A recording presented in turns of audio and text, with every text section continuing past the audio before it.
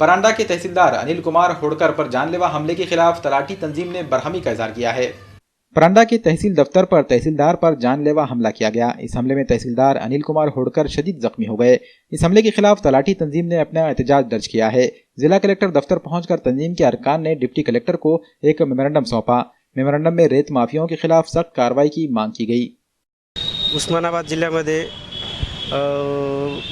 अनिल होळकर तहसीलदार साहेब होते, जे की अवैध गौण खनिज कारवायाच्या विरोधात कारवाई करण्याकरता सकाळी गेलेले होते आणि एका अवैध वाळू माफिया यांचा एक ट्रॅक्टर होता। ट्रॅक्टर अडवण्याचा प्रयत्न करत असताना त्या मुजोर ट्रॅक्टर चालकांनी तहसीलदार अनिल होळकर साहेबांवरती ट्रॅक्टर चालवलेले आहे आणि त्यावरून ट्रॅक्टरचा जो काही हेडचा टायर आहे हा पूर्णतः त्यांच्या अंगावरून गेलेला आहे। त्यामुळे गंभीररित्या ते जखमी झालेले आहेत आणि गंभीररित्या जखमी होऊन त्यांना आता सध्या पुण्याच्या हॉस्पिटलमध्ये ॲडमिट केलेलं आहे। त्यांच्यावर पुढील शस्त्रक्रिया वगैरे चालू आहे। परंतु सदर प्रकरणात गुन्हा दाखल होऊन सुद्धा अद्याप 12 आरोपींची नावे त्या ठिकाणी दिलेली होती, परंतु आजपर्यंत फक्त 3 आरोपींना अटक करण्यात आलेली। इतर आरोपी हे मोकाट सुटलेले आहेत, अजून त्यांना पोलिसांमार्फत अटक करण्यात आलेली नाही।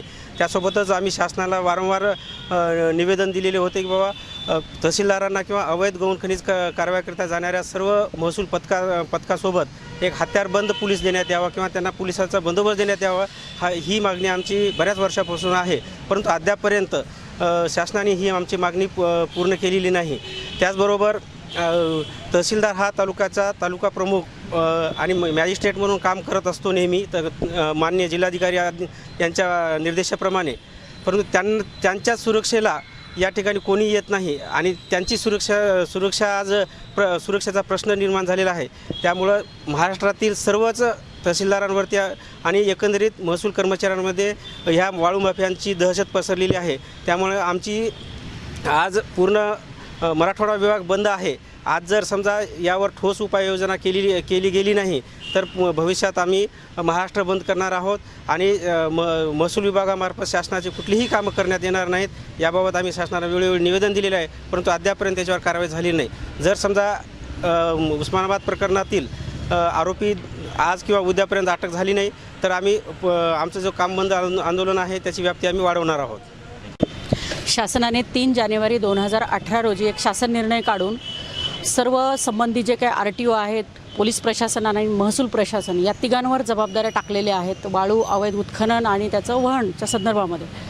परंतु हा शासन निर्णय काढून देखील ज्या वेळेला अवैध उत्खनन होतं त्या वेळेला फक्त महसूल अधिकारी आणि कर्मचारी यांनाच फील्डवर जावं लागतं आणि कारवाई करावी लागते आणि हे जे लोक आहेत गावातले ते कुठल्याही प्रकारचं सहकार्य करत नाहीत, उलट आम्हाला अडथळे निर्माण करतात आणि कारवाई मात्र फक्त महसूल प्रशासन त्याच्यामध्ये तलाठी, मंडळाधिकारी आणि तहसीलदार या लोकांना करावे लागतात।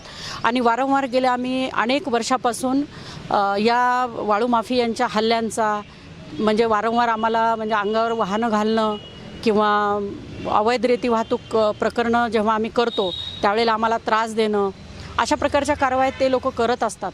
आमची जी मागणी आहे की वारंवार आम्हाला एक तर हत्यारबंद पोलीस द्यावा किंवा आमचं जे काही अवैध रेती वाहतूक किंवा याला प्रतिबंध करणारं पथक आहे त्यासोबत पोलीस कर्मचारी देण्यात यावा, तर ती देखील शासनाकडून पूर्ण होत नाही आहे। आणि ही जी जबाबदारी आहे शासन निर्णयानुसार 3 डिपार्टमेंटवर टाकलेली, तर ती देखील त्यांच्यावर टाकण्यात यावी आणि ज्या त्या व्यक्तीवर अधिकाऱ्यावर ती जबाबदारी देण्यात यावी आणि ज्या काही कारवाया आहेत ते संयुक्तपणे करण्यात याव्यात।